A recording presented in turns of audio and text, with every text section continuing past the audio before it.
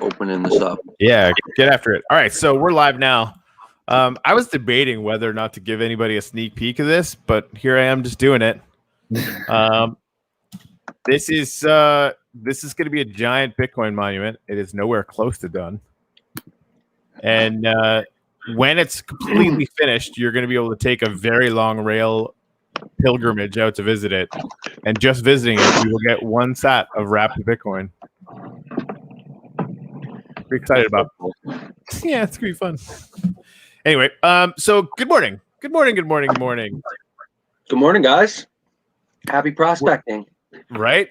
We're going to be doing the thing. I got to get back up to the cathedral so we can do the gratitudes. And then, I think we got some EOS news that we more or less are contractually obliged to get to because it's kind of badass. And then, yeah, we'll just start mining shit because, that's what we're going to do today. Yeah, it's good. So as you set that up, just a reminder, we put the post out a little bit earlier today with all of the headlines of all of the major people. And if you're new to it, you don't know what's happening, but basically the post is it's really long, it's structured, it's everything we come across in the week.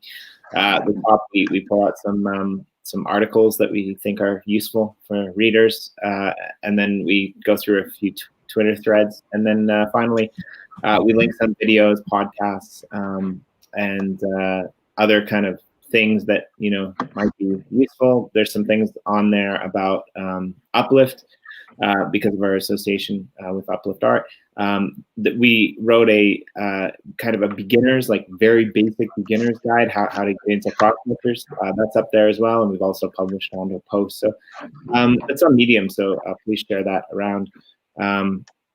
And it's kind of cool. We're going to have a really interesting day here with Bonz. I think we're going to learn how to do some stuff that doesn't really always come that intuitively. Prospectors is a pretty cool platform. It's pretty easy, but there are some things that, take a while to figure out. I spent all day figuring it out. I'm sure you've spent a few weeks figuring it out, Bonz. So yeah, there's definitely, there's definitely some things. It's, because there's a lot to it. It's, oops, let me turn off the sound on that. I totally know what you mean, and especially for a new player, it can be almost overwhelming because there's so many small things. But of course, like you said, once you start figuring out what all the little tabs do and stuff, you kind of start to put it together. But yeah, there's a lot to it. So yeah, it can be a little bit intimidating for a new player for sure. Yeah, but I think it's good. Like, it'll be nice for us to be able to learn together, walk people through it.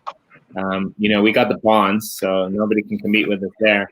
Bonz. We're gonna do videos like this, I think, through the whole 43 days left now, I guess. So you'll be coming on and joining us, and we'll be doing some cool stuff. Then we got Corey, who just randomly goes into the game for like 6 hours at a time, and then leaves for like a day, and then for 6 hours at a time. If you guys had seen the survey map, the live Dynamap for Minecraft between 18 hours ago and now, you would understand the level of grinding that the survey team and I did. Hundreds of new plots created, and probably about 300 or 400 more that are planned. All of which need to be done before we launch. So yeah, that work sort of got in there. Anyway, Seth said, I'm grateful for you guys being awesome. So I'm just going to throw that on there as the first gratitude of the day. That's awesome. Right? Yeah, you guys are doing a ton of work in there. It looks awesome. I know that's it's really time consuming to be in there. And it's kind of cool because, with prospectors, it's like, sometimes you get all excited. You're like, okay, I'm going to get stuff done later, and it's like, like last night I logged on and then I, got my guys where they need to be, put them to work. And then it's like, oh, great. Now I got 7 more hours before I can even do anything. Now I'm just kind of like, so it's kind of perfect to do when you're, when you're working on something like what you're working on, Corey, where, it's like you can, set your guys to work and then go actually get, other real work, productive stuff in real life done, and then pop back in and check on your workers and make sure they're doing what they're supposed to be doing. And yeah, I think getting to that point of having the basic sorry, there's some echo going on. Having the basic figure, okay, this is the plan. I know what I need to be doing. We're sort of on that arc, and I can check in just twice a day and like make sure everything is going. I'm excited to get to that point today. Before we do that, though, Jimmy and Bonz, I'm going to need one gratitude from each of you, please. Yeah, I got one. I'm grateful. I'm grateful for all the amazing guests that want to come on the show. That's it. You put a 2 or 3 explanation. Well, no, just one explanation mark is enough. Because I mean, seriously, like Corey kind of knows this because we communicate off camera a little bit. But like, there's a lot of really cool people that we have had on here. We've got one sitting with us right now, and people who are like coming on, and it seems like. The people in the audience like it, and these people can come in and have a lot of fun with us, and we just do really cool stuff. Like, I like the fact that we like have I like the fact that our format is like no format. Like, I think that's cool. Like last week, we had no guests, and we rolled with it. Yesterday we had people from beyond the EOS space, and we had a really cool time, learned a lot of cool stuff. Like today we're going to play a game. Tomorrow we've got like the Crypto Monkeys guys are going to come on, and we're going to talk about things. Like we just get some really cool guests. So I'm really grateful. Kind of like Seinfeld, a show about nothing, right? Just do a show and people will like it. Oh man, we've been thinking about rebranding. Corey, there's got to be. Yeah, I like that. That's a great tagline, actually. A show about nothing. Yeah, that honestly, like, I my very first streaming show was called Coffee in the Dock, and that's literally I just went out to my dock. I used to live right on the water every morning with a cup of coffee, and that was it. What's the show about? Rockets, philosophy, donuts. I don't fucking know. Doesn't matter. Anyway, so I'm kind of used to that kind of thing, but I love doing that in the crypto space generally, because every single day there's something new. You will never ever catch up, and all the people you meet are building ridiculously fantastic shit. So like it just that part of it, I think keeping that as the sort of central tenet, and then going wherever the most interesting stuff goes all the time. Like for example, frickin' Boomtown. Then we'll be good. What about you, Bonz? I'm grateful for you guys, man. I don't know how we're gonna word that, but I'm grateful for what you guys are doing with Uplift. I'm grateful for you guys, trying to, having me on and trying to organize some things with Prospectors. I'm really grateful for all the people who are bringing people together. So I don't know. I know that's kind of wordy, but without building community is what it's all about, and I think what you guys are really doing is kind of like a community building exercise, like linking up, the Uplifters community and the Prospectors community and all these other communities that you guys are working with and guests that you guys are having on. And it's the connectors and the community building that I feel like is really important. And that I really am grateful for that. That's not just, paying lip services. It's like, I wouldn't be here without that. So I'm really grateful for that. And I'm thankful for the builders too. And I'm thankful to the Weekend team for, for building, for making a cool game for us all to gather together to play on, for pushing the boundaries, continuing to make new games. Our planet, being able to stake NFTs, all the builders is really what I'm thankful for, and you guys fall into that category as well, because you guys are building something as well, building community. All right. It's my. So yeah, we want to talk about something EOSIO related, but you just reminded me. I wanted to talk about something else as well, and you just jogged my memory. Awesome. We haven't really done this yet on this show, and I know I've heard that you're a little bit involved. Like I think you're a little bit involved in a lot of things. So if you could, Bonz, it's not going to be easy because I know that it's not going to be easy for you. But if you could give us a brief rundown of what our planet is. And tell us about it. That'd be really cool. Dude, sure, man. I will if you want. I fucking love our planet. But Bonz, you should, because you know more about it than I do. Well, yeah. But, I'm in there every day. Oh, really? Wow, cool. So yeah, we can all talk about it. But yeah, I am involved in it. I mean, it's our team. Weekend Blockchain Game Development. That's my team. Those are my guys. So they teamed up with a couple of developers. They worked with the guys from Crypto Lions actually, and it's going to be a cool game that's kind of I'm not sure if you guys are familiar with the game. It's called Alchemy, and but basically it's going to be like it's kind of like you're going to be using these elements to make new elements is kind of how I understand it. You're kind of like blending things. I've got a few sneak peeks. It's really going to be kind of cool, and it's kind of it's kind of fun and cartoony a little bit too. I don't know if you guys saw that promo. You know, it's like instead of just making it you know, people, they kind of based it a little bit on like they basically did it like animals. It's a little bit Animal House kind of style, like all these animals basically escaping their you know, human overlords. And yeah, the way a lot of people are wondering about Ether and how that comes into play, and a lot of people you know, we're asking about, you know, what the utility is going to be within the game. So the utility is going to be, it's going to actually be kind of the fuel to create these new elements. So it's going to be like really fun minting new NFTs, making these elements to play the game. And yeah, as you guys already all know, you can stake your NFTs and earn Ether. So, and at the beginning we were doing bonuses. So it was like, I know some people who got in early were like Ether whales, you know. But yeah, I got a little stash of it. I think it's fun. You know, it is you know, being traded. People can start a marketplace if they want to. So some people did, and it is on Alcor Exchange. But you know, honestly, I would recommend to people to you know, sort of hold on to it and wait to see the cool things you're going to be able to do with it before you worry about what the value is. Because at this point, yeah, there really isn't, you know, there's no game yet. There's no actual use case. So it's just kind of like this token that's being generated. But it obviously will have a use case in the game, and the game is under development. I've seen some cool shots. It's coming along, so it's going to be fun. And again, getting back to what we were just talking about with like kind of bringing together communities, I think that was like, you know, the Our Planet sort of project, you know, now is connected to all the different NFT sort of communities that we allow staking for, you know. Yep. So now everybody kind of has a stake and you know, has some skin in the game, so to speak. Everybody's interested in it. Everybody has the website on our browser, on our bookmark. You know, it's like we're all kind of following it along. So I think that was really smart by the team to you know, sort of open it up. So there's 6 projects. I think you got an echo there, Bonz. Yeah, no, it's Jimmy. It's you. It's not me. Can't be me. I don't hear it from. I don't hear it from my side. It's all right now. Anyway, normally you'd be right, Corey.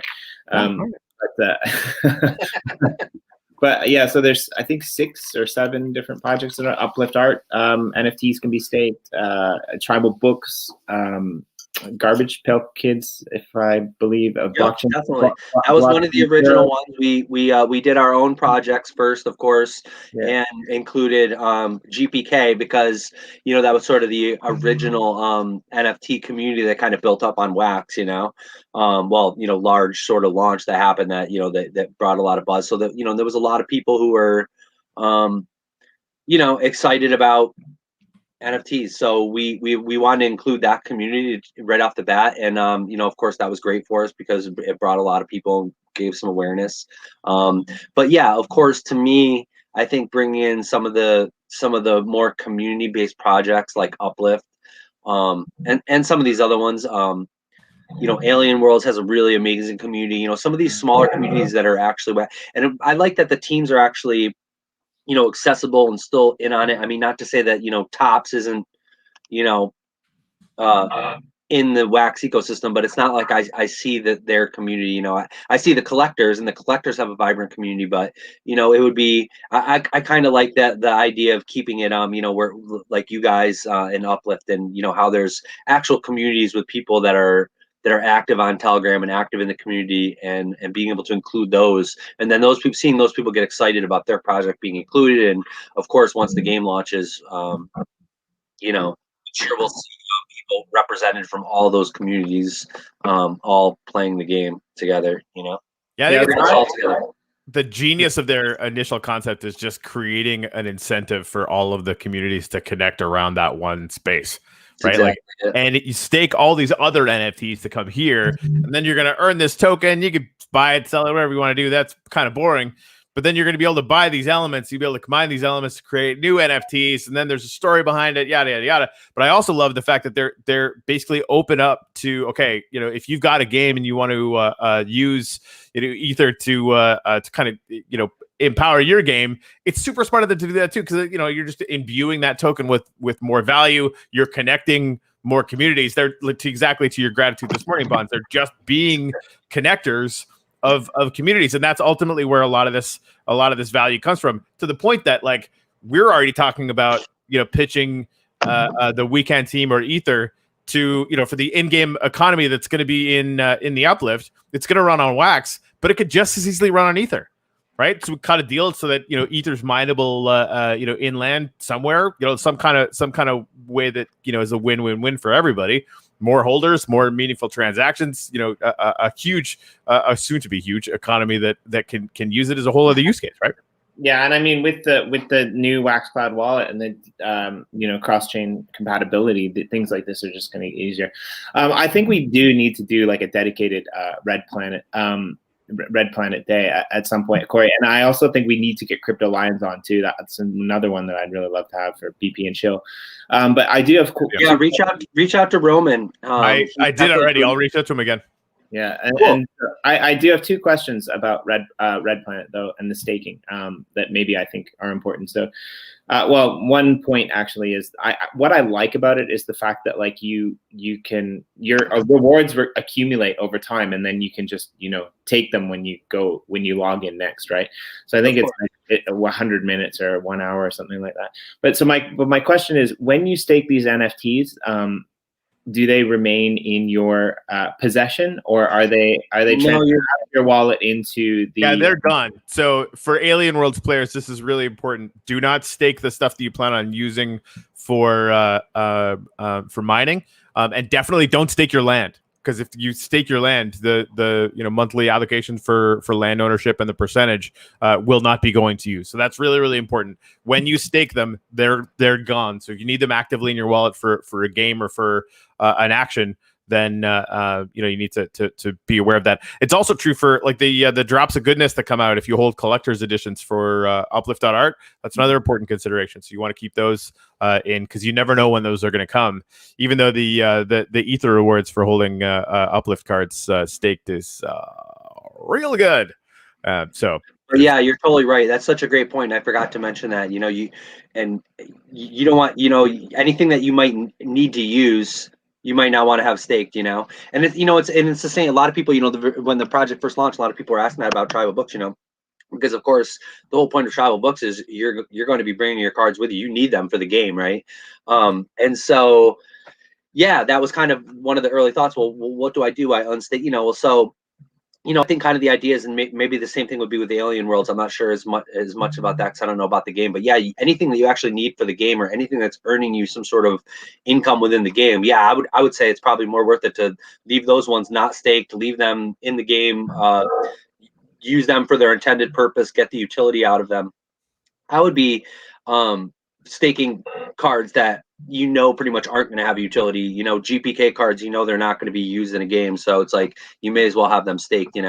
Whereas like, and another good point you brought up too, like something like the uplift art NFTs, which entitle you to getting more airdrops. Yeah, you want to make sure those are in your wallet, right? You don't want to miss out on some special edition NFT because you have it staked somewhere. So I would be conscious of that, and I think that, getting back to my original point, like with tribal books, like, so I think when the game does launch, my strategy will kind of be probably along the lines of like, unstake like a few decks of cards at a time, unstake some cards, a variety of each, and then, go into the game and see if that's enough. And if it's not, you can just, and it's not like it takes a long time too. That's the cool thing is like, you can basically unstake them and stake them. And it takes as long as a transaction takes, which is only a second, so it's like, you could easily just unstake them, play the game, and stake them back up again, I've already got my whooping hat on for when that game goes live, Corey. I'm gonna rock you, man. It's like that's running around in the bush with like tribal books.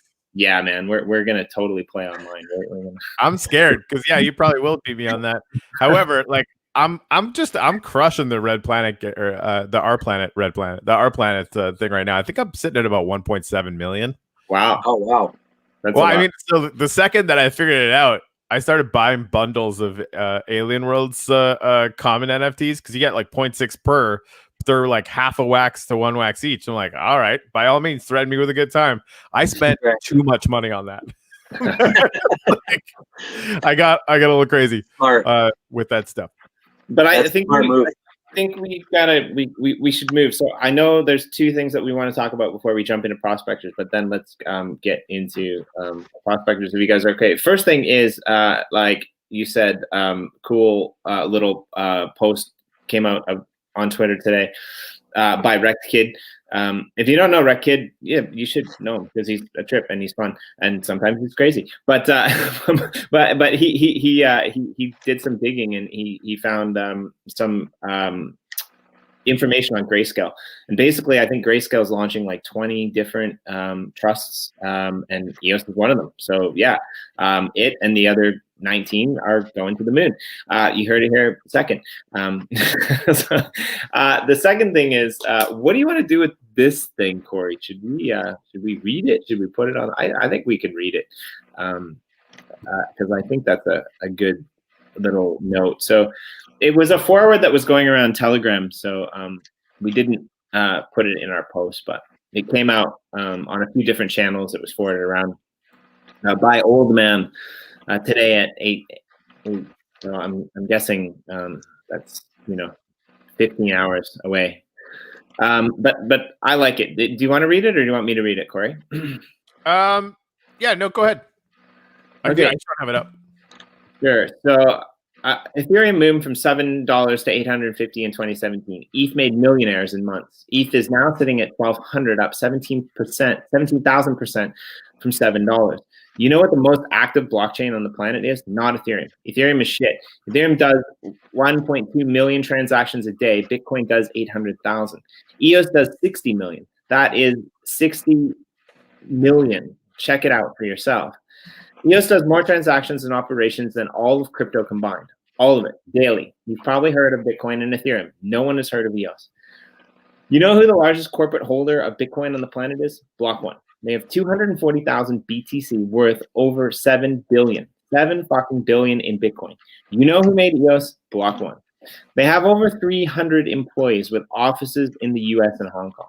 They are one of the only crypto companies to get a waiver from the SEC. They are working with US regulators. They lobby the fucking US government. They have investors like Peter Thiel and Louis Bacon. Google Cloud is a block producer for EOS. Yes, fucking Google. EOS is the next ETH. EOS is 250 right now. It has been range bound for a year, and it's at the end of a massive fucking wedge. If EOS moons, it's not a wedge. It's a massive fucking wedge. Yeah, I know. This is like, yeah.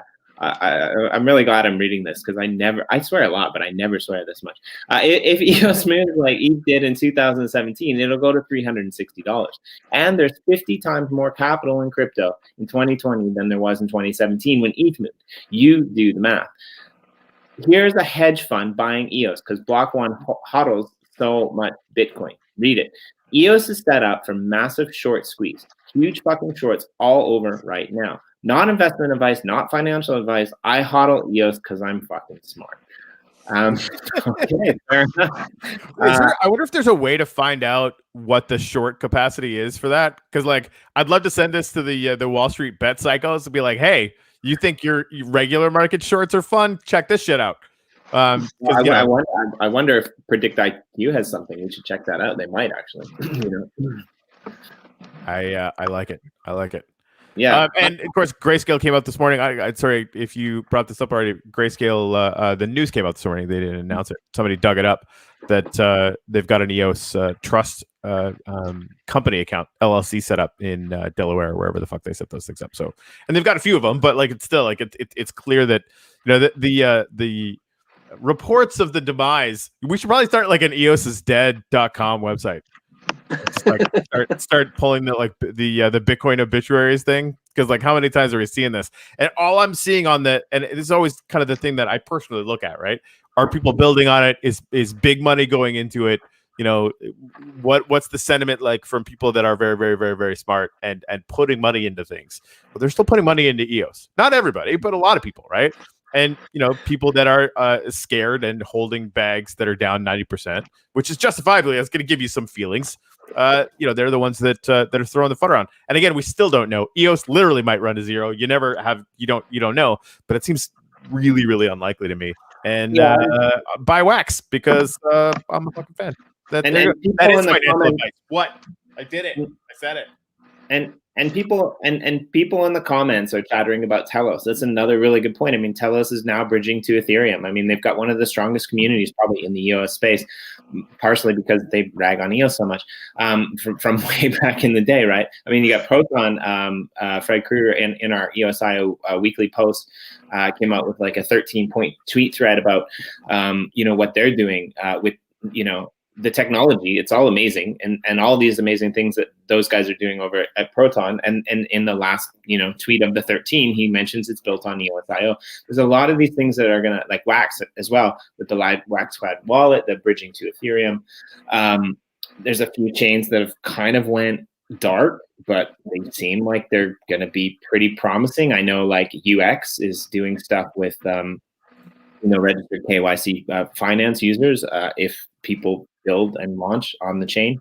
Europe chain is another big one. I mean, they're basically a fully compliant chain that's operating in Europe, but they've also got like some connections where they're building a different network, essentially on the same principles in India. And I think we're going to have those guys on the show at some point as well too, Corey. Nobody's really paying attention to Europe chain if they're outside of Europe, but I think it's really good. So there's all of these like different chains, and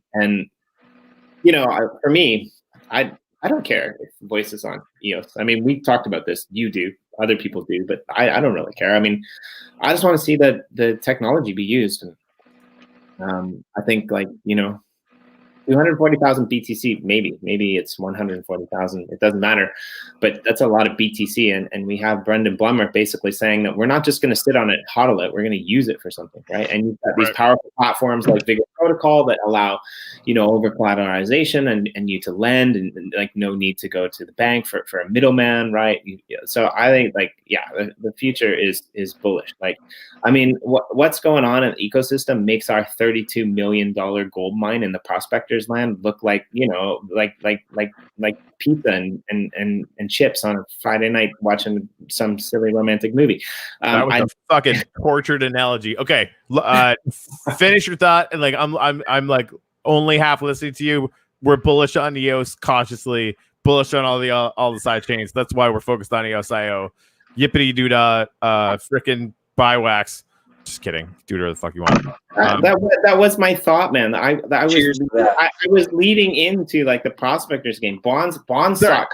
He was already pulling up the screen share, and there you go. I know. I'm just jumping on your. I'm sorry, dude. I didn't mean to jump on your rant.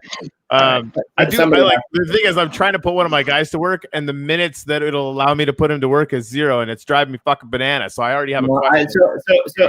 I think this is a really good point. Let's start there. Pull up that screen, Corey, because I'm a newbie, and I think I know what the problem is. Sadly, I can't because it's on my other computer. Okay. Not that I have 2 accounts open.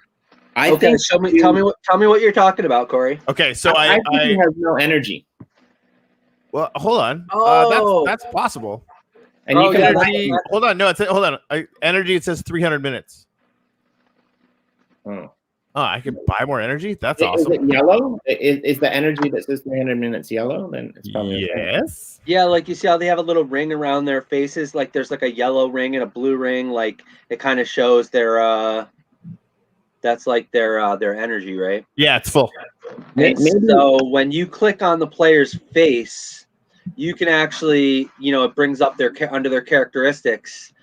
It shows you, the tab where next to their backpack, it shows characteristics. It shows you how much energy they have left. Yeah. Okay. So that's full. So I go into the clay. I'm on the place, and it's like the go to work thing is there. I click on go to work, and I hold to do the max, and it won't change off 0.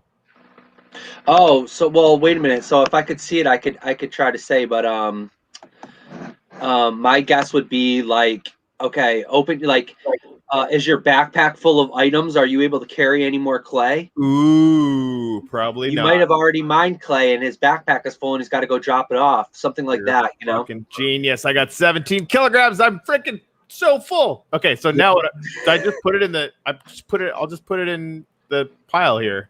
Somebody else can do that. Actually, that brings me to a question, Corey. Good call. If you share my screen, I can show people and we can walk through. Yeah. So I'm bringing up another one to share that screen. I just wanted to get to work, so I'll do that now. I put mine in the feed already. Oh, sorry. Yeah, go ahead. So that brings up another like good point for new users, Bonz, which I kind of want to ask you about. So you got these three things up here, right? So you got the characteristics, you got the backpack, and you got the manufacturing, right? Yes. And so I think like what you got in the backpack are all of these, I'm going to use these, to make some tools because, I need a shovel and stuff like that. But how is there a way to number one, how do you take your minerals and, do you have to sell them? Is there a way to donate them is there a way just to drop them off on our plots? Like we need minerals. We Absolutely. So we just go to the plot and then we click on the notice board and then it'll bring up the sell order and then we can sell them, right? Oh, absolutely. You can do anything you want with them. Like once your minerals are in your backpack, you can do anything you want with them. You could literally drop them off at any plot. You could walk them to a plot to where someone has a buy order up and sell them directly to that player.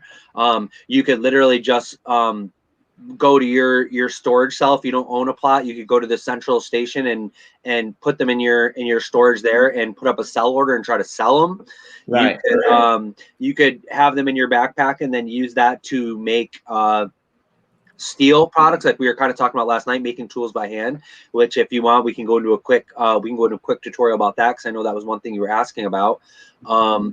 Yeah. So for example, this plot that I'm on right now, right? So this is an empty plot. Yeah. So it's this an empty plot. Okay. So if it's a free plot, that means anyone can mine there for free. And I can store my stuff here for free too, right? Well, of course you could store your stuff there because it's a free plot. So you could just, it's basically like, think of like if you're out in nature somewhere, it's free. You can take off your backpack and throw your stuff anywhere you want. Somebody else could take it. Exactly right. Yeah. If the storage doesn't belong to you, it's basically like nature. Like you're just in the forest and, you're on this plot and there's a storage there. And, if you want to leave stuff there, you can do so. But anybody else who comes along could then put it in their backpack, and then they own it. So you really want to leave your stuff. Like if you really want it to be safe. So like, you of course want to either leave it in your own plot or leave it in like a friend's plot or leave it in your own. If you don't rent a plot, the cool thing is everybody in the whole game gets a free storage spot at the railroad plot. Which didn't used to actually be the case. So it used to be when you were a nomad and you rolled around the game with no rented plot that belonged to you, you had no way to be able to actually store your stuff safely or put up a buy order or put up a sell order for your stuff, because you need to be able to store it in a plot in order to sell it from. Basically, you need like a storefront to hold your stuff. So once the railroad was introduced, we introduced the ability to basically everybody was given a storage slot. So that made being a nomad, more profitable. It just gave you more options in the game to be able to sell, to be able to store your stuff there. Like you could just go around and collect minerals from a free plot and save them up in your storage at the central storage, and then basically wait until you have like a boatload of materials, and then you could use those materials and go rent a plot and move all those materials to your plot, and you have stuff to start with. Like, you can use that to your advantage. It's a free storage basically. But having said that, like you were saying, once your materials are in your backpack, you can do whatever you want with them. Also, you can, freely pass materials back and forth between your players and other players. So I'll quickly go into a quick a strategy, like along the lines of what we were talking about last night. One question. Go ahead. The stuff, the place to pick up the tools. Do I just go to -1 for that, or is there a different spot for it? Yep. Yeah, it's the same spot where you have your free storage. They're basically in your free storage. So if you claimed them, if you claimed your tools, up in the top right hand corner, there's like the gears, and then there was like a spot that said auction. It says something along the lines of like auction something. Yep, got it. It's totally in there. And then it says claim. It's like claim auction items or something like that. They're all there now. It's genius. See. Saving me from my stupidity already. So no, I mean people. Yeah, I mean it's not. You got to. that leads me into my next question though, because here's another one that I thought was quite tricky. So you get one set of tools. Everyone on our team got one set of tools. You can go to -1, I believe, and pick them up. Yep. You can pull them out, right? You get that whole set, which is great, right? But now, I brought one of my guys back, and the thing is, I don't own any land, right? Like, I'm thinking about buying some land because I want to build some stuff, but I think we need to build the shit that we're already working on first, right? But I don't want to buy any land right now until we finish building what we're building. I wouldn't recommend that. And in fact, Corey's got a couple plots. He bought one. I think he jumped the gun, and there's really no reason to buy that plot. And so if you're anxious just to have a plot to store your stuff, I would be talking to Corey about, because you can just give a plot to another player. You can just pass the ownership rights. You could sell it to him for free, or for 1 gold. But you can basically transfer a plot if you like. So yeah, I would recommend not buying a plot because the rent is ridiculous now. So unless you have a plan, very specific plan, you got to remember we're on the gun. There's only 45 days left. Every gold that we spend now is kind of it matters, right? Like we're trying to kind of focus our energy, right? Like the goal is here to we're gonna make some money for Uplift Nation, right? That's our goal. We came together as a group. We're gonna, so we got to kind of think, at the end, even if it's only a few bucks, we'd like to make sure we're on the positive side, because if it works out that we, spent more gold than what we're donating, we all could have just made a donation and yeah. So that brings me to So that brings me to the second point, like, right? So if you have land, it's a little bit easier. But for the people, because most people on our team don't have land, how do you transfer tools from one of your workers to another one? That seems so so just like real life, they would have to be on the same plot, right? So they go on the same plot. You have to meet them up. They have to be like meet up in real life, like, or meet, in person on the map, so that you can then use that button. So the one that's in the middle. So when you look at your players, when you scroll over their little icon on their face, the three little tabs come up. One is to like make them walk somewhere, right? The one in the middle is like the 2 arrows going back and forth. That's the one that you use to give anything from one player to another. And the one on the bottom, of course, is just to see where your guy's at. So, okay, so basically, getting back to what I was saying before too about the stuff in your backpack, right? So here's a quick strategy with as far as nomads, right? Because we're kind of starting from scratch, and I know some of the people who joined with us are literally starting from scratch. They're kind of beginners, and I think this is kind of good, even though it's time consuming, and even though it's a good learning experience. That's what I would say. That's why I'm here. 100%. Yeah, if people are really interested in maybe playing the game and maybe like moving forward with it when they launch another permanent map or whatever, or even just going back to the Yukon permanent map now or in Wild West on EOS, you want to kind of like know the basics of the game. And the whole thing with like making tools is like, it's a labor of love. Like really, like you want to be able to avoid making tools, right? But it's a really cool learning lesson because it really shows you really learn all the motions of the game, right? So I'll just quickly go over it, right? Like just like Jimmy, you can bring up your screen again, right? Like you have wood in your backpack that you went and gathered, right? So what a nomad could do if you're new in the game or if you have just the one set of tools, like everyone on our team was donated, or a part of the Uplift Alliance was donated one set of tools from the Prospectors team, right? Which we've actually done for every launch so far. Maybe not in the Boomtown, but I can't remember. We donated sets of tools to the to a charity organization, the Empowerment EOS, and then we did it again when Yukon launched. We worked with a group of Venezuelans. We made a donation to them as well. And actually, it was actually M Blue and I that spearheaded that charity drop to these guys, and we actually gave them a big chunk of wax to work with and kind of set them up with a whole. They were able to, they basically almost like started sort of a DAO because they weren't really an official sort of charity organization. They were just kind of like regular people who came together, and we kind of just saw who the kind of leaders were of the group, and they were sort of the initial sort of custodians, if you will. And so we gave them the wax and kind of put them in charge, and they sort of organized amongst themselves and started a whole community on the Yukon. But so yeah, like we have done, we started a group.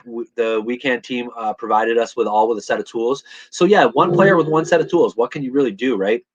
Well, you really want to make more tools. You want to use those tools to be able to create more tools. So what's the most efficient way to do that? You want to set up your different workers with So Corey, do you want to obviously pull my screen up again? Can you? Yeah, as we all know, like everything with tools happens way faster than doing it by hand, right? So the goal should be always have tools to do whatever you're trying to do. So if you're trying to gather wood, outfit one guy with a saw and an axe, right? Have another guy have like your guy there, he has a pickaxe and a shovel. That's great. He needs that to mine ore. Yeah, and coal as well, I think, right? And coal, right? And then you need the shovel and the spade to mine clay.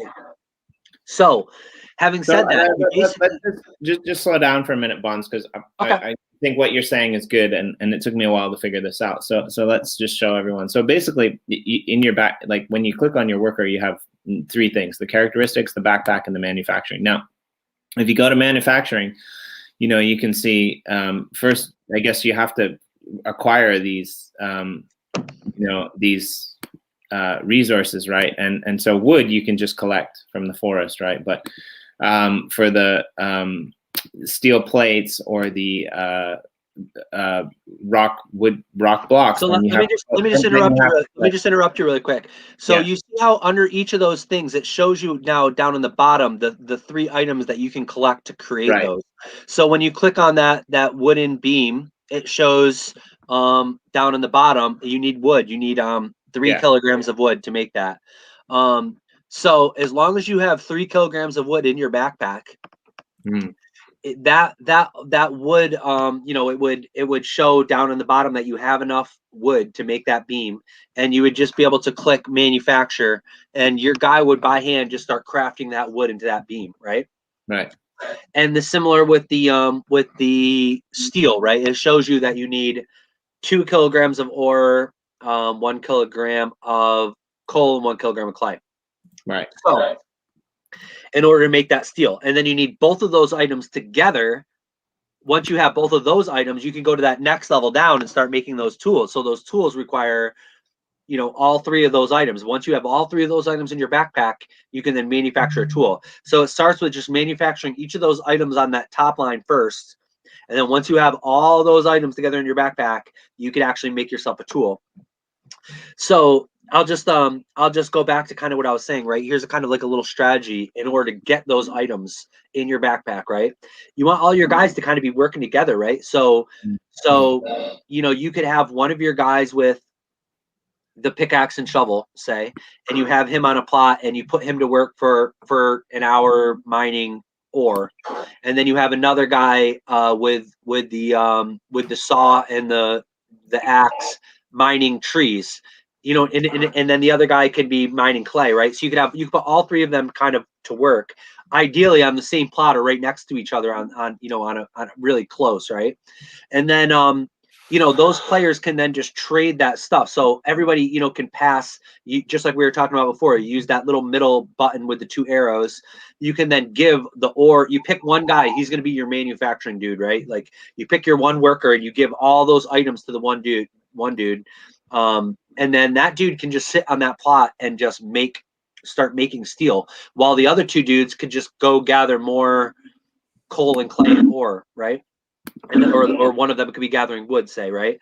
And so basically between your 3 workers, you basically have a mobile iron furnace. You also, in a way, have like a mobile saw. You also can craft those wood beams, right? So by hand, you can actually accomplish a lot if you have a lot of people working together, or even in a micro sense, having just your 3 workers on a very efficient schedule. Like I was explaining, one guy gathering ore with tools.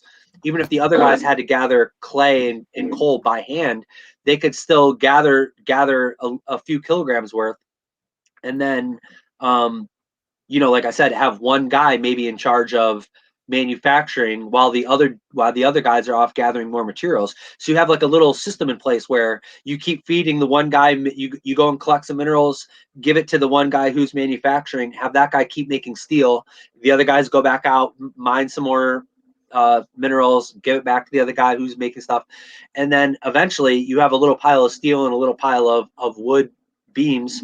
You could then all 3 of you take a wood beam, a nail, some steel, and manufacture, and then all at the same time manufacture a tool. Or another way to do it would be kind of the more advanced way. Like once you have a pile of steel, you can often, and this is another thing that what makes the game so fun is like, it's all about cooperation, right? So, you know, like if you have a pile of steel, the thing with the tools that you make by hand, they only last 10 hours, right? They're not as efficient as the tools that come from the tool shop. So it's a big difference. The difference between a 10-hour tool and a 100-hour tool is huge, but they basically require the same materials to make them. So the deal is once you have a pile of steel, if you can work something out with a tool shop, you're going to be way better off. So the goal would be that you know, obviously we don't have our tool shop built yet, but once we do have a tool shop, we now have this spot where the community could come and bring their, you know, even if they make steel by hand, they could show up at our tool shop. They can say, hey, look, you know, I have this materials that I've crafted. Can you put up I'll leave them in the storage, put up an order for me. I'll craft my own tool at the tool shop. Now they have a 100-hour tool instead of a 10-hour tool. And then they can use those tools to go out and crush it. Or, you know, do other work or whatever. Yeah, so kind of here's what I think we need, right? Well, obviously we need the gold mine, and a tool shop would be good because, you know, we're quite far from the town, our little community, so that would be good. I also wanted to ask you because I think eventually, you know, come the end days of the Boomtown, because this is my first Boomtown. I've never been in here before. Do we have to transport all the gold back to the city, right, to the town? Is that something that we have to do, or is just the game over and it automatically is done? Yep, you have to. Yep, we manually bring it back. But the good thing with gold is, you know, you mine a lot of it, and one worker can carry it. But we'll probably do that at the end. We'll probably just save up our raw gold because we won't be able to actually even turn it in. The raw gold can't be exchanged until the rail station has its level 2 complete. So we basically are just going to be mining the raw gold and kind of saving it up in the storage, right? And then at the end we can, you know, what I did at the last Boomtown was I just basically mined gold the whole time. Excuse me. And then at the very end, when we got basically down to the last day, I just loaded up all the stuff into my guy's backpack and walked them down to the train station and turned in my gold. And then that was it. The weather turned, and the Boomtown was abandoned. And the same thing will happen here in 43 days and 0 hours. So I guess that was my question. Are we like what things in our community are we going to need? Like we've got the gold mine already. We're putting up the tool shop. Like, are we going to need a cart shop? Are we going to need?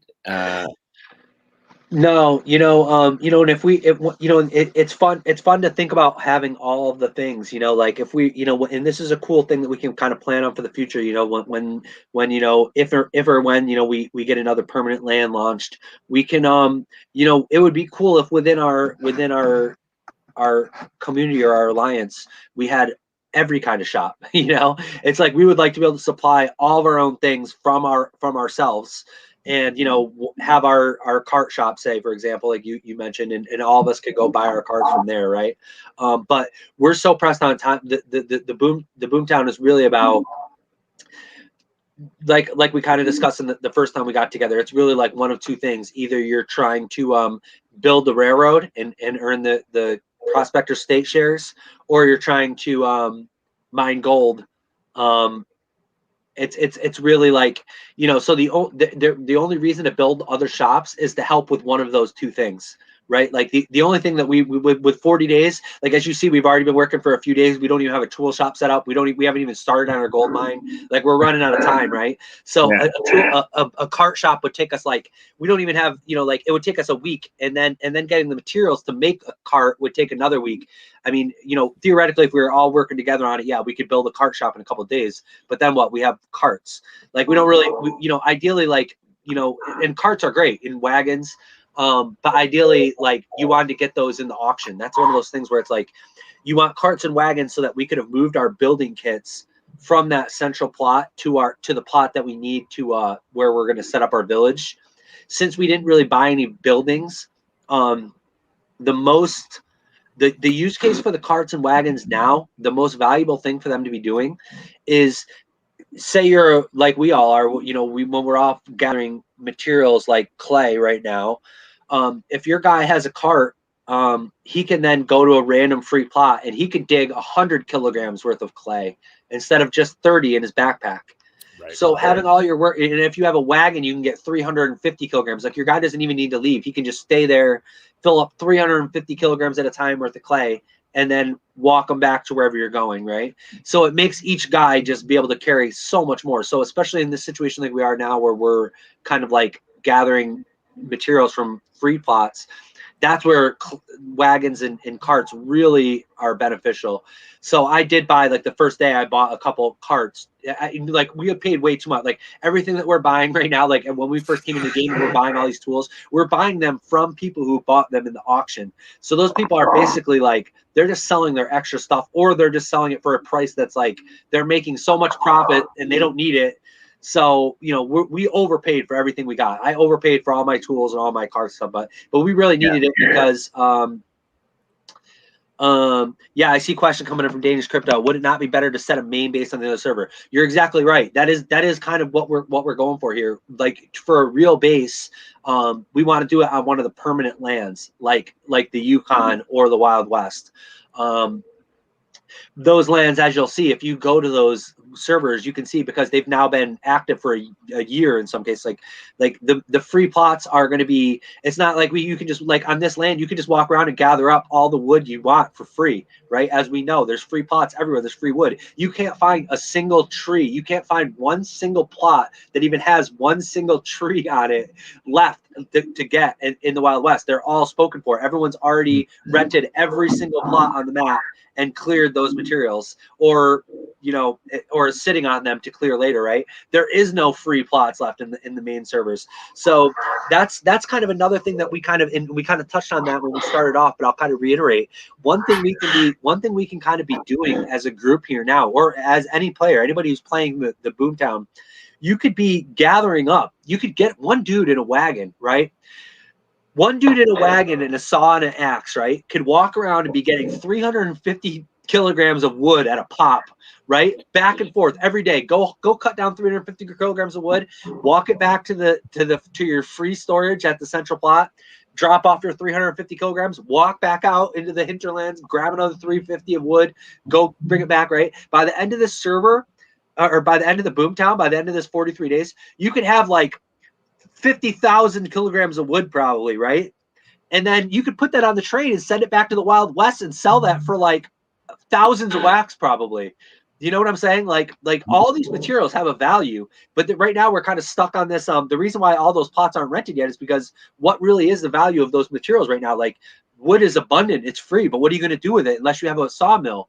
Well, you could carry it back and save it, set it on the train once, you know, assuming the train gets built, God willing. I thought Mustafa in the comments said that he couldn't send his wood back in the last Boomtown. So I guess that's my question. So you can send everything back on the last train once it's built. Like anything you can carry. Yeah, the trains are the trains can carry anything, but the one thing you can't carry back is gold. You can't carry back raw gold. Maybe that's what he was talking about. But yeah, wood, definitely. Every material from finished materials, like say we have a tool shop, right? We can, at the end of this thing, as this thing is winding down, we can make ourselves a crap load of tools. We could take a bunch of raw wood. We could take a bunch of boards if we want. We could take a bunch of stuff and send it all to the train station and send it all back to the Yukon. And then we could continue the Uplift Nation Alliance on Yukon, and we could start off with a bunch of tools, a bunch of wood, a bunch of boards, nails, whatever, and then we could actually then go rent a plot for the regular rent price, not this like absurd rent price that's right now, because as everybody knows, the rent prices have to do with the salaries. The salaries are ridiculous in Boomtown, so the rent gets ridiculous as well. But back in the regular permanent servers, the rent is only like 100K gold right now, right? It's like 1/5 of what we're paying right now in Boomtown.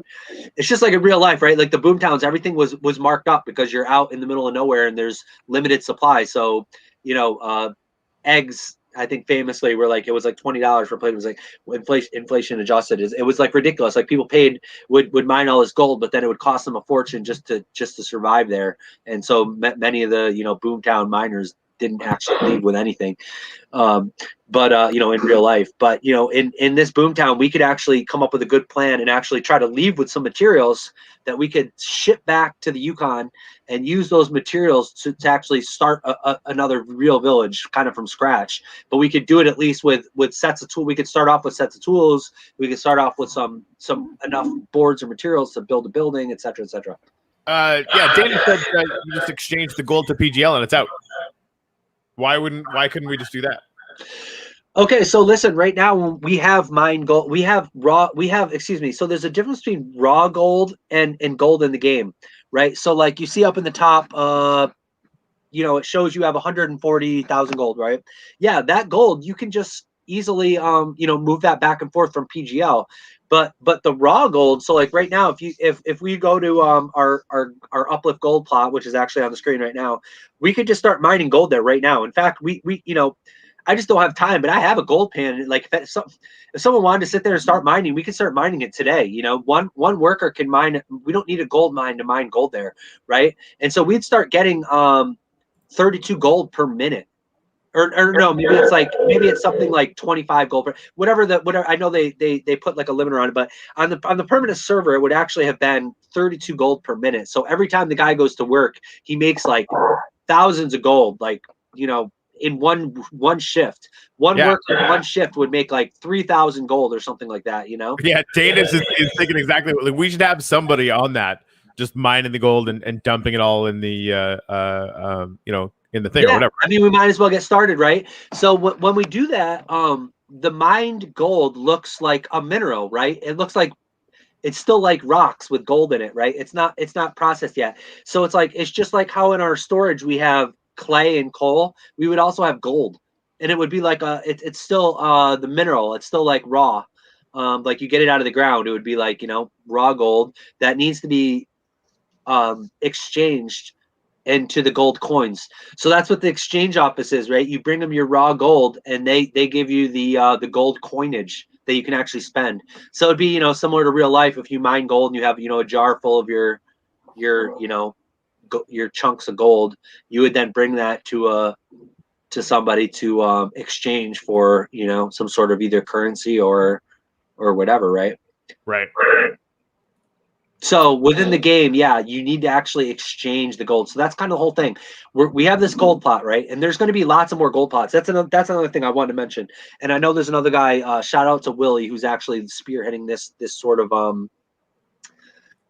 initiative.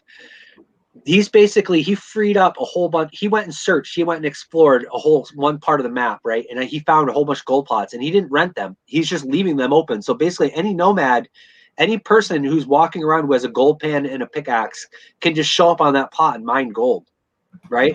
So it's essentially free gold. Go ahead, Jimmy. Yeah. So one question, because I maybe screwed up when I was in town, you know, 3 days ago, because it's like 3 hours away. You need some coffee, man. You need some coffee. It should only be an hour trip.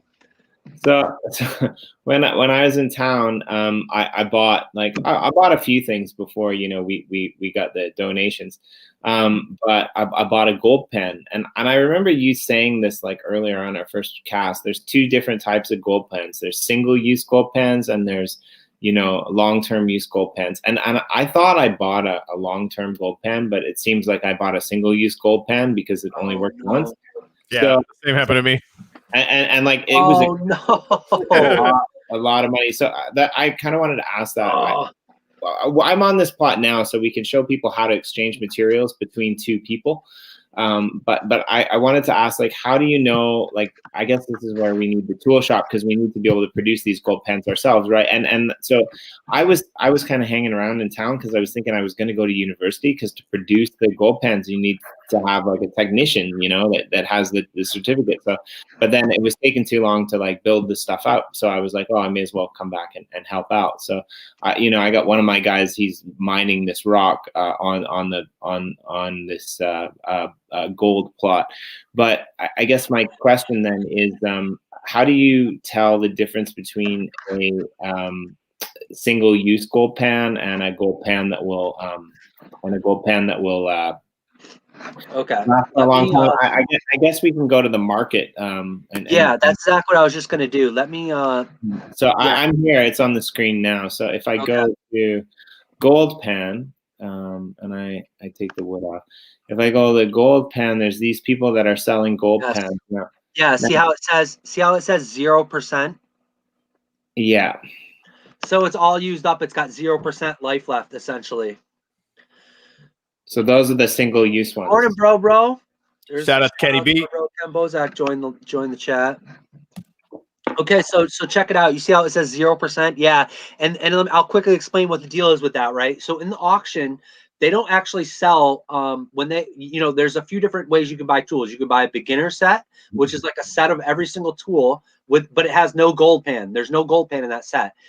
Because that would basically be kind of like unfair. So like basically people would just roll around the first day and do nothing but search for gold all day, right? Right. So the idea is that they didn't want the whole map to be, just to be whoever, because then there's only a limited amount of beginner sets that are sold. So essentially, people would hoard them and then they would try to hoard the gold plots essentially. So basically it's all in an effort to make sure that the gold plots that everyone has a fair shot at a gold plot. Because it used to be that people would it would be a mad dash to see who could build gold pans first. And whoever controlled the gold pans would be able to would search the map as fast as possible, and then they would rent up every gold plot, and so they would essentially control the gold plots, and then you'd have to buy a gold plot from them if you wanted one, right?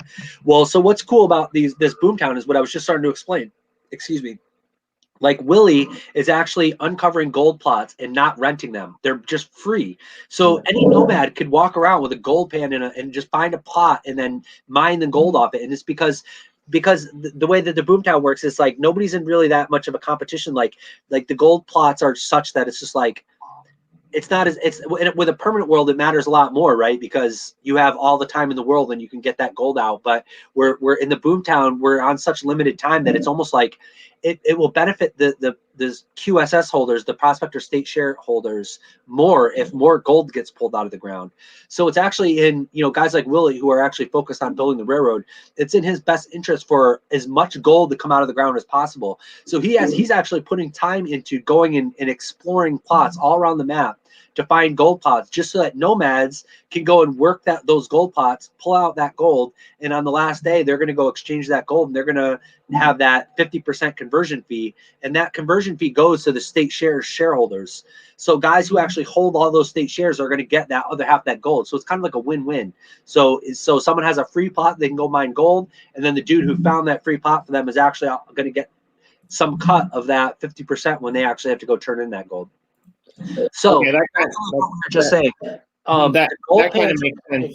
So I guess like one of the things that eventually, once we get the gold mine built, on our land though, we're going to need gold plots. Like we're going to need gold pans, and I think we want to produce them ourselves, right? And my idea is like, we're so far out there that like if we've got a bunch of people on the plot, we can produce them and essentially give them away, but like we're really cheap. That's all of our team. That's kind of what I wanted to do, right? So my idea is like eventually I'll go to university and I'll get this like kind of gold pan making thing.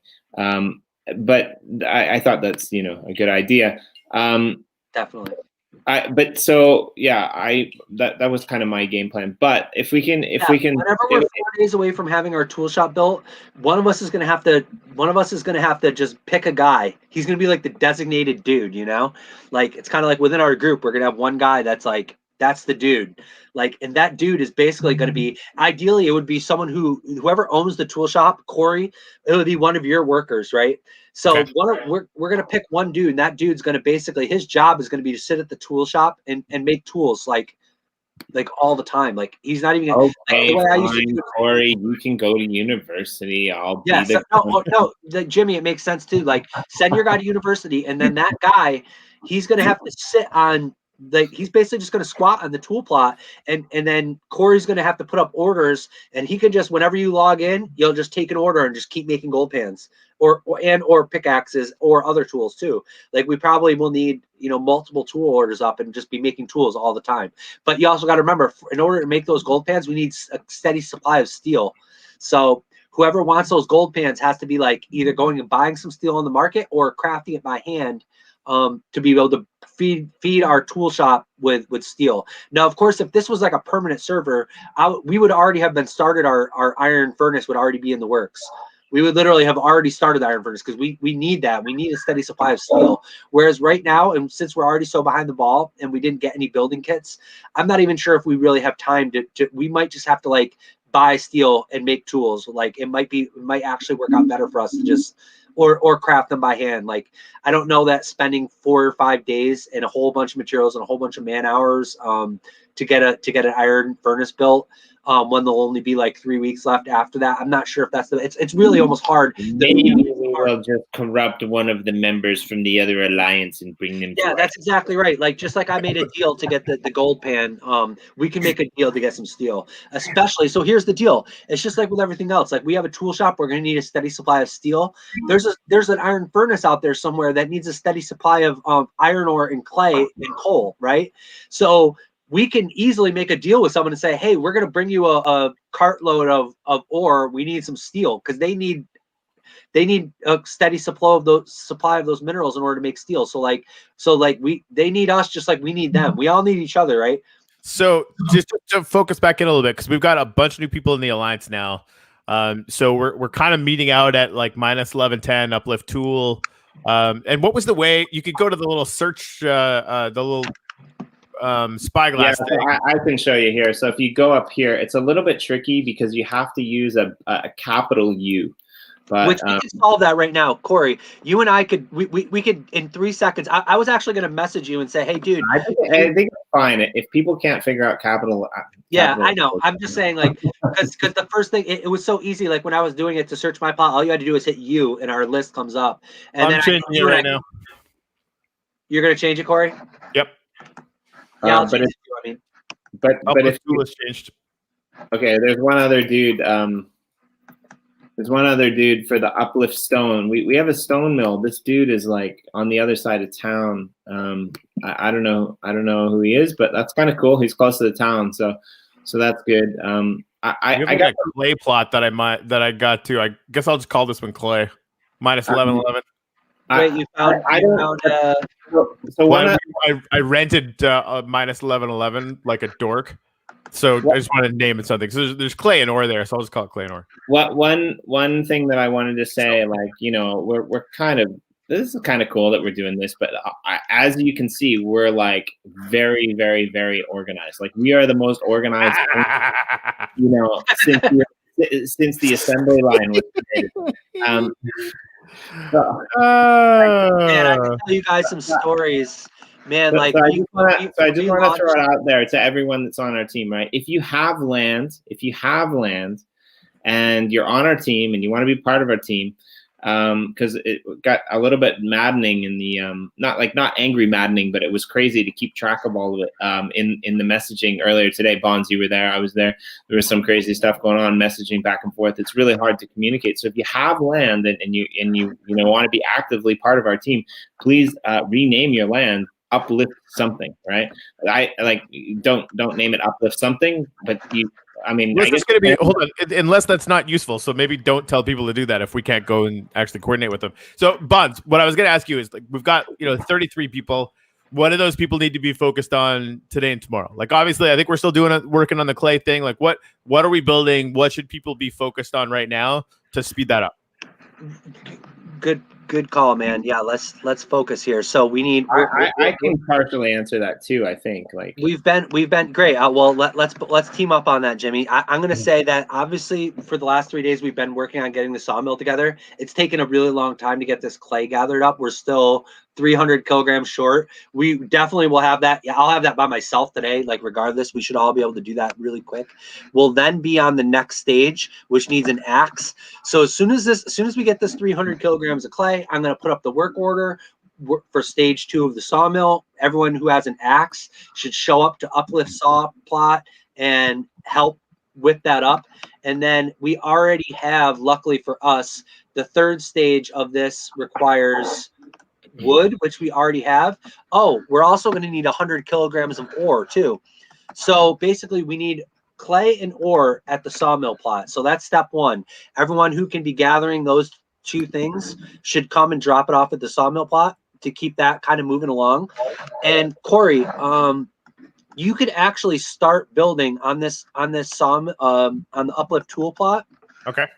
You could just start building the tool shop right now. Like,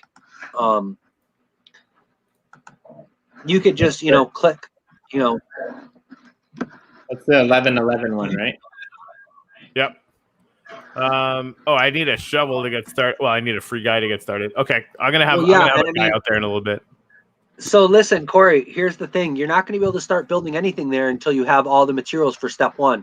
So step one is 2,000 kilograms of stone, which you already have. The next step is going to be 1,500 kilograms of clay. So this is kind of the deal. As soon as we get this sawmill materials going, while we're going to then be focusing on building the sawmill, the people who aren't building the sawmill need to be out gathering the next load of clay for the tool shop. So in other words, it's kind of like, and there's an order of operations here. There's a reason why we started with the sawmill, and it's because by the time we get that stage one done of the tool shop, stage two of the tool shop requires like a crap load of wood, I think.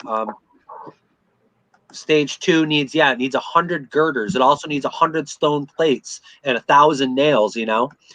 So and then for stage three we need 200 boards. So I'll be over there busy making the boards and girders and stuff at our sawmill, while you guys are you know, we need to be getting that steel. So regardless, we're gonna have to make a deal at some point. Regardless, we're gonna need to make a deal with an iron furnace because we're gonna need that steel. We're not gonna be able to make all that. You know what, Corey, if you have a plot, just you know, I don't mean give it to me, but just give it to me and I'll buy it, and like I can buy it for the same price that you paid for it. I don't mind, and then we'll build the steel thing as well. If we start the steel thing now, I think it's worth it, right? Rather than having to check back. If we have the materials for it, right? Like, don't we want to basically stale? So we've got. It seems like you're saying we got the clay or we will have very soon the clay for the sawmill.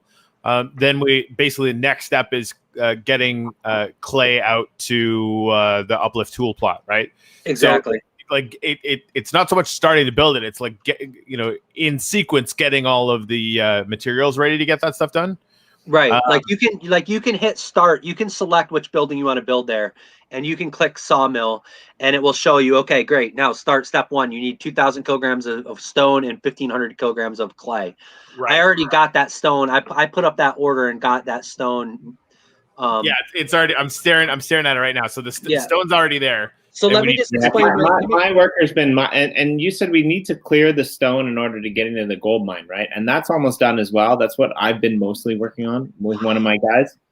I can't believe that. Yeah, that should have been done so long ago. So there's still 3,000 kilograms of stone there. I mean, yeah, and the reason why that wasn't okay, we can I've been mining the crap out of that, like 300 minutes at a time, like all the last like 4 days. So with a sledgehammer?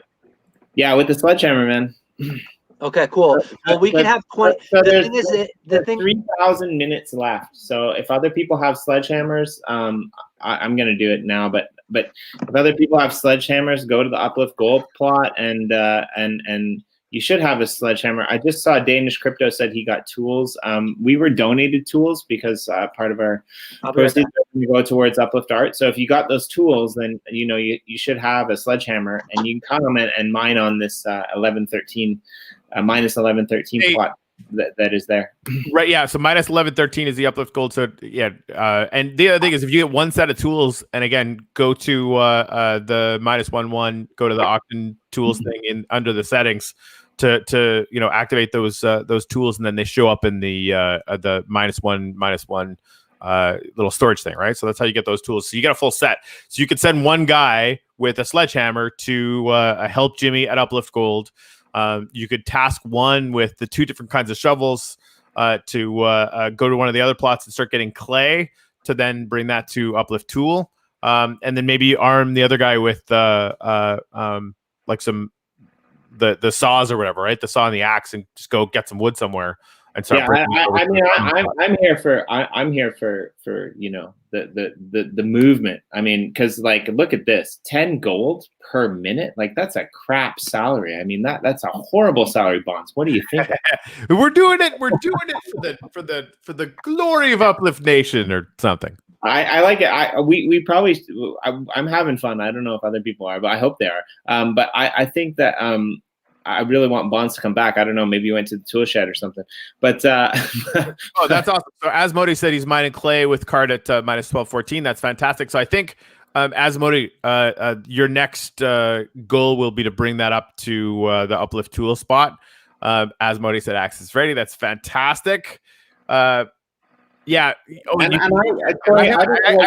hold on. I haven't done this either. So many of you haven't set names on your accounts. I haven't done that either. So if you haven't done that, go into presumably into the settings or account or something, and change your name so it's not just your wax address. We'll know who that is. And one other person was like, "Is there anything you could do without tools?" You can actually do all of those things without tools. But I am bringing some tools to one of the locations. Once I actually get more tools there, I'll let people know in the chat that they're there and they could come over to I think probably Uplift Tool and pick them up. So I'm just going to be giving them my extra tools away. Yeah, and so I think what I was going to say was like this is good that we do this live stream and people are popping these comments up. But I don't know what you think about this, Corey, but I think let's use the Chirp Dap up Prospectors channel to like if you don't know what to do, just go in there and say like what job can I have and like because we're kind of monitoring that all the time, right? And you know I think I'd say between that and the Telegram, because I'm not even on Chirp all the time, but everything is on Telegram. That stupid fucking network effect is going to keep things where they are. But yeah, I would say post a link to the Chirp Telegram because you can actually earn, if you get a bunch of likes on it, you can actually earn some PGL, which you can translate into gold and buy tools with that, which is kind of fancy. That's kind of what I was saying. So Bonds, before we go.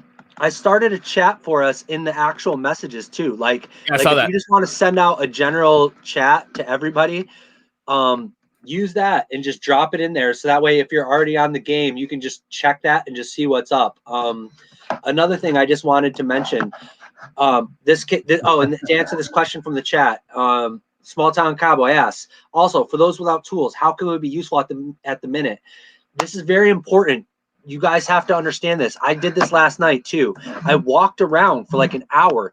This is another thing. So like, yeah, if you do have time, if you are sitting at the game and you have time, right? Like we talked about this at the beginning of the call, right? Like sometimes people are, you put your guys to work and then you have nothing to do for 7 hours. Other times, like you actually are sitting down at your computer and you're actually going to be on your computer for a while anyway. So if you actually are going to be sitting at your computer and you want to be able to kind of like keep busy on Prospectors, one thing that's really helpful to do is to walk around and explore, because you see all these plots. Well, obviously the ones directly around us, most of them start to be explored. But what we want to do is like walk around. I think I know what you mean. This is kind of what you mean with all the question marks and stuff, right? Is that what you're hinting at? Right. So listen, because this is very important. I want people to understand this. You want to find the plots that are max plots. Like last night, I walked around until I found this one out at minus 1616, right? It's a 17K plot. There was another one. There's another 17K plot at minus 1412, right? Those are both right next to and then there's another one on the other side at minus 912, right? Those are all 17K clay plots, right? I know that one guy on our team, I think his name is Amados or something. I don't know how to pronounce it, but that one dude who's in the chat, he's been crushing it. Props to you, bro, because I keep clicking on those plots and I see you're busy mining clay. But so what I did was, you want to have tools, ideally, right? Because then you can explore plots in 1 minute.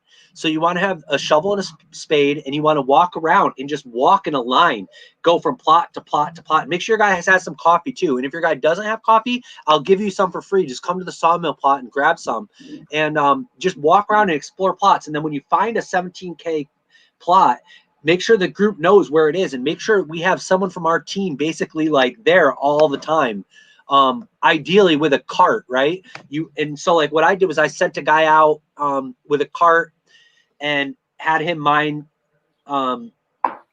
clay, and then I walked out with another dude and basically swapped out with him. You know, like I had him on a rotation, like that, sent that guy back to base to go drop off the clay, and then that guy, stayed there in mine clay. And just vice versa, and just keep swapping them out.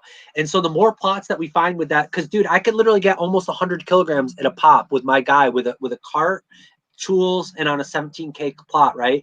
So getting that 1,500 kilograms of clay for the tool shop sounds kind of daunting, but dude, if I get almost 100 with one of my workers at once, basically all three of my workers together could get probably 200 kilograms at a time. That means, like, if all of us did that, we would have it in 4 hours. We could do it by this afternoon. If just all of us had tools, a cart, and a 17K plot, we could do it in 4 hours. But obviously we don't have that. So, like, you know, we just have to work with what we got. But basically, if everybody's on clay and everybody's making sure that you're mining from a max plot, we could come up with that 1,500 kilograms of clay by like tomorrow. But we all just got to focus and work on that. So right now we're obviously 300 kilograms shy of our sawmill.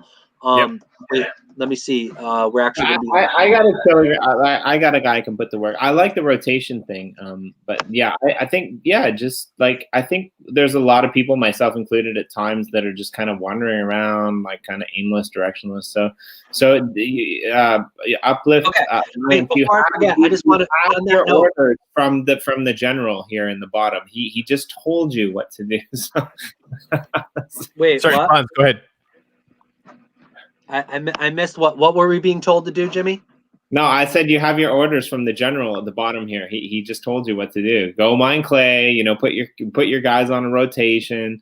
Right. You know, bring those materials, because, like you said earlier, that you were kind of hoping that that stone would have been cleared from the gold mine. You were kind of hoping that would have been there already. So I think, you know, it's just a lot of people wandering around. They're not really sure.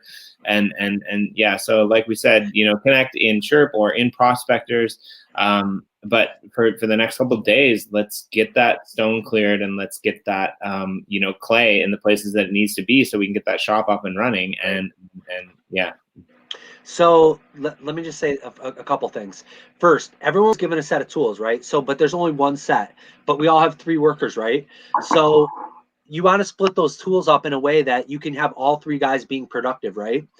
If just one of your workers had a sledgehammer and you sent that one worker over to the gold mine plot, that would be 25 workers. It would be done in an hour. It would be literally done in an hour, yeah. Right? If we had done that yesterday, it would have been done by yesterday, right? The same thing with the okay, so now that's one tool out of your set of tools is being put to work.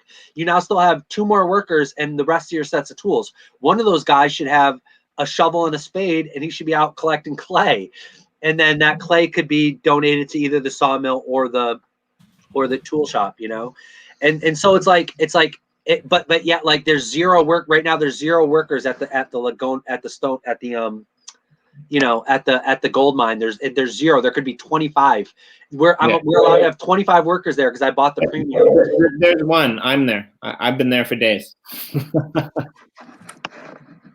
So there's that, right? Like so this is the thing. Like it seems to me, especially considering, you know, for the people that were there for that awesome auction drop. Yeah, nobody's working. Nobody's working there though, Jimmy. Your worker's there, but he's just chilling. He's actually sleeping in the tent. Actually, I see there's a beer bottle. There's a reason he's there, and the reason he's there is because I timed it so that he wasn't working. Because there is one thing that we have to go over. You'll notice actually on this map here that we have 2 workers there, and I want you to walk us through how to transfer tools from one person to the next, because I think this might actually be confusing for people. Cool. Okay, so if we could do that on the screen now, that would be really cool. No, I want like switch. Wait, you want me to show you how to move workers between your 2 guys or my 2 guys? Oh, I got my 2 guys here, so why don't you tell me what I need to do? So I got these 2 guys on a plot here, and I want to move, something from one worker to another. Yes. What's the process in that? Yes, this is very important, because as I was just noticing, you're one guy who's mining stone. He has a sledgehammer in his hand. Yeah. He's also got a backpack full of tools, right? Yeah. So this is the issue, right? We have guys walking around with no tools, but you got a guy with a backpack full of tools. He's not using any of them. He can't, because if he's using a sledgehammer, all those shovels and spades and picks and everything else is just kind of like chilling, right? So yeah, exactly, yeah. okay, so check it out. You're going to go to either of those two workers that you want to move stuff between them. Okay, so I'm on this guy. Yeah, that sounds okay. good. So no, go back to the icon. Go back to the icon of the dude's face on the bottom right. Okay. Now, no, wait, leave it there. Here. Do you want me to just show you? Can we go to my? You want me to go? Can we share my screen and I can just show you this quickly? Yeah, of 100%. Course, sure. That's way easier if you want to do it that way. Done. Okay, can you guys see my screen? No, Corey has to accept it. He's the. I'm watching it. I can't see it yet. You and I eventually are gonna not be friends anymore, Corey, because the things that I think when like I'm trying to make jokes, they're just not politically correct, and it's not cool. That makes for a good show. Okay, so can you guys see my screen? No. Did you share it? Oh wait, do I got to do something? I'm sorry. Yeah. Just go down to the bottom. I'm sorry, dude. That was my fault. Okay, so it'd be really cool if I could just grab your screen whenever I wanted, but unfortunately it doesn't work. That's what I was waiting for. That's where it all falls apart, man. Sure. Just take my screen. Sure. Yep. Boom. You guys got it now? Yep. Okay, so check it out. A few things. So here's our sawmill plot, right? I have two dudes there, right? So these two guys, the Native American guy and the old guy, right? So Jimmy, this is what I was trying to explain to you. So like when you hover over the icon, you see this button right here. Okay. You guys all see that? It's the buttons that look like two arrows. It's like pass it. She shows like two arrows back and forth. It's like to pass things back and forth, right? So when I click that, this is my Indian guy, Joe, and it'll bring up everybody who's on the plot. It brings up my workers at the top up here, but then you see these are all the other workers here too, because maybe I want to pass something to them instead, right? Now I can let's say I just want to pass something to this guy, right? I can pass it to, this is his backpack, so I can pass something right from my backpack to his backpack. I'll pass the spade or the pickaxe just so you can see it happen, right? So I can pass something directly into his backpack. I can also, to save time, theoretically, pass something directly into his hand. I can also pass it directly to like his equipment, which is his hand, you know? So like if I'm moving a cup of coffee, I can move it directly into his equipment. I can also move a cart. This is obviously taking a ridiculous long time because of the stream. But you see, so I just moved it. I moved that tool into my guy's backpack. I can go back here. I could select this random worker. I don't even know who this guy is, but like I can look at his backpack. I can look at his equipment. Oh, this is another thing. This is what I was going to say a minute ago. And I'm sorry, I think of so many things and I didn't mean to cut you off before, Jimmy, but this is also important because I think this is something that people might not quite realize, right? Like you see over here on the top right, you see where my icon is or where the arrow is pointing out, it says 9 out of 100. Like that's his backpack, right? But it's also, that's your weight. That's how much crap you can carry, right? So he can carry 100 kilograms because he's got a cart, right? So I look at his equipment, see how he's got a cart and a donkey.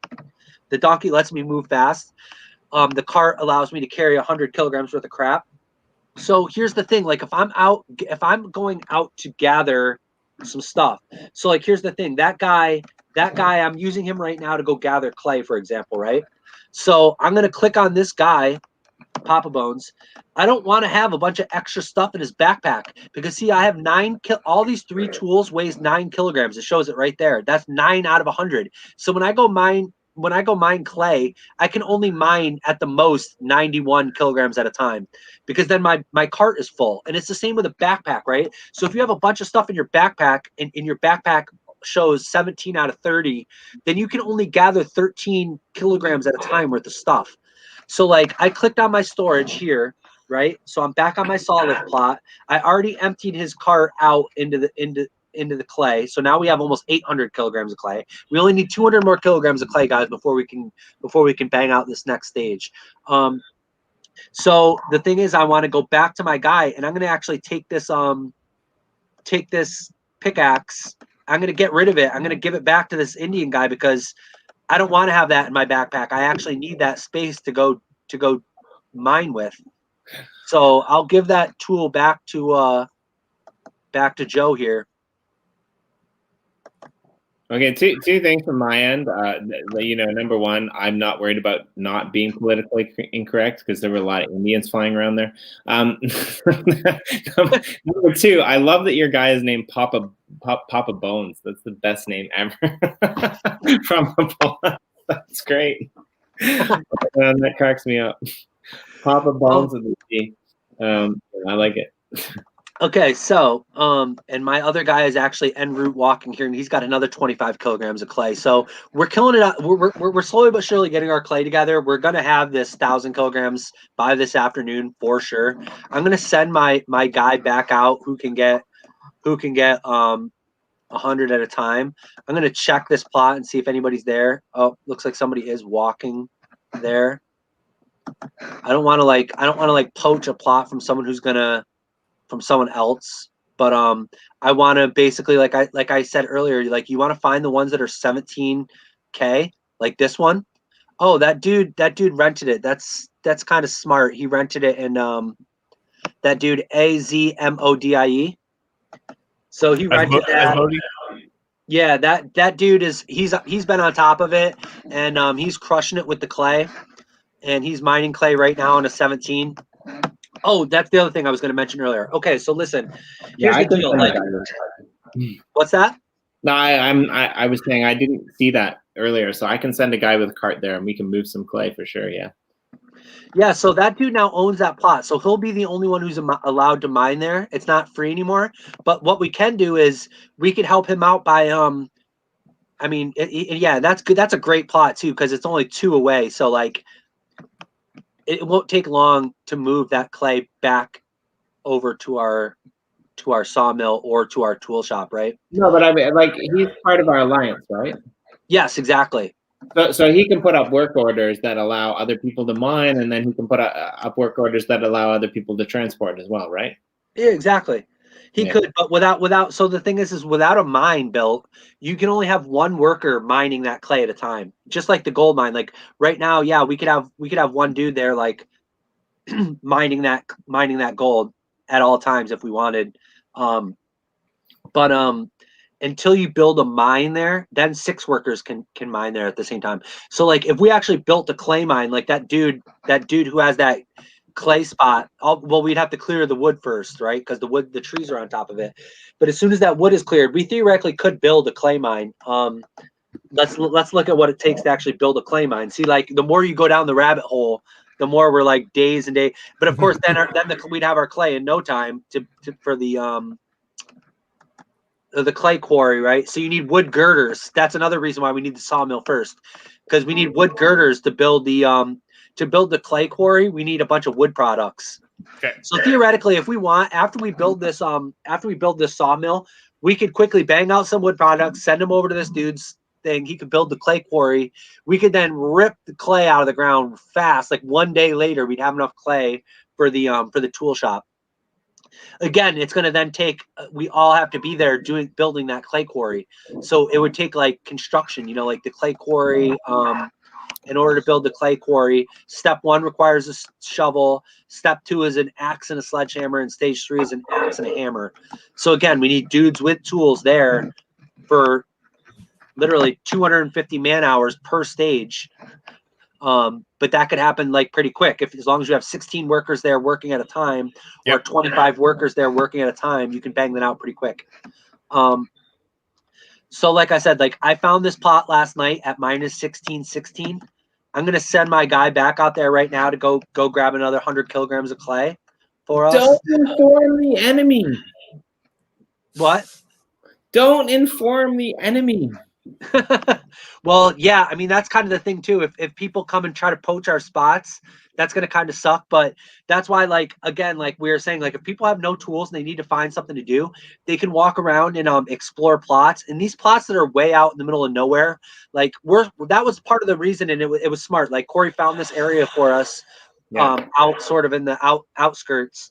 And it's good because it's kind of private, and we don't have to worry about people like stealing our shit out here. Like like it's kind of our own land. And if we just like find the plots, like for the most part, like I think we're the only crew out here. There doesn't seem to be a ton of other people out here trying to like poach these resources. So I think like we're pretty good. I don't think anybody's really going to come steal our plots, but yeah, there's always if people from the other alliance steal our plots, then that's a really bad karma because part of our profits are going towards charity. So you guys suck. Yeah, absolutely. So here's what I was going to say before one last thing before you jump into that, Corey. Like that plot you rented, and why I was like telling you like don't rent that plot when you rented that plot, and I was like, you know, don't rent that plot. Yeah. Like so that plot right next to it, right, the uplift ore.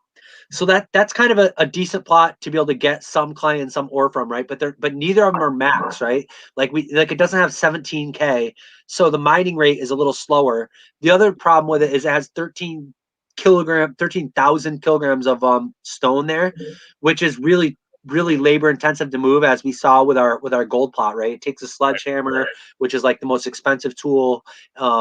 And so the whole thing is that plot is kind of useless because it would take a ton of man hours to move all that stone. And then once we moved all that stone, what would be the purpose of it? Like, it's not really worth to build a clay mine or an ore mine there because it's only 10K. Do you see what I'm saying? So renting a plot, you really want to make sure that not only does it have max clay, like 17K clay, you also don't want to get one that has a ton of crap on top to have to remove. Like you don't want to get one with 21,000 kilograms of stone on top, because unless we're building a stone shop, we don't need all that stone. Right. Do you follow? Yeah. No, it makes sense. I'm torn between, Bonz's, brilliant strategy and one of my favorite people in the world right now, Corey's, sympathy that I should probably dole him out. So I'm not really sure what to say here. Like, please in the future follow Bonz's strategy. But here's one thing that somebody taught me that I think was really cool. Life is all about perspective. So worst case scenario, Corey, we'll build a coffee house there and we'll all be solid. Now, of course, like if this was like a permanent land and we just wanted to have plots all next to each other, like sure, like we rent that plot. We'll eventually need that stone for something anyway. That coal and clay. Like I like to build like my iron furnace on a plot that has coal and clay right on it, because then basically when your guy isn't when you basically have nothing else to do and your guy's there, he can just mine coal and clay and you don't have to move it anywhere. You just mine it and it goes right into your storage, and then you can immediately use it right in your iron furnace, right, to make more steel. So it's kind of fun to build like your iron furnace on a plot that already has some clay and coal. So that plot would, like, if this was a permanent server, I'd say, great, we'll build our iron furnace there and we'll just use that stone. It's worth it to clear that stone. But since we're like really pressed for time and we don't have any tools, moving a whole bunch of stone for no reason is like really counter productive at this point. Well, right? I think it's good though. Like, it's a good testing ground, and what I like this idea about, like, let's leave this, Boomtown and move to the Yukon, and we've got like an El Capitan up there who like essentially grew up in Yellowknife, so he knows how to deal with those conditions. All right, guys. I actually have I'm late for another call that was supposed to start 8 minutes ago, but I'm glad that we did this. So I feel like again, some of the tips right off the beginning. Make sure if you were around for the presents that got awarded a few days ago in the morning, then head out to -1. Make sure you do the settings and check the auction drops, because that's where that stuff lives. You gotta do that before it'll show up in the thing. And then you're gonna get a set of tools. Make sure you split those tools up differently among all three of your guys. We're mining stone at the gold plot. We're clearing stone or whatever. We're getting clay to bring to the sawmill and then to the tool. And then obviously, give the axe and saw to some other guy and start getting wood and maybe bring that to the sawmill plot so we can start building other stuff. And if you're really bored, frickin' send one of your dudes out exploring all the plots around us to find out, which spots have max clay, which is if you see 17K clay, then if I'm not mistaken, that's the max. So Bonz, am I missing anything? Join us on Telegram, join us on Chirp, message in the game. That's actually really cool too. I think like I'm a little bit overwhelmed right now with all the shit that's going on in my life, but probably in the next 2 or 3 days, we'll put out a tutorial that like gives a little bit of a recap of all this stuff and tell people how to do that. So, Bonz, if you got a couple minutes after hangout, Corey's gonna desert it. But, I think.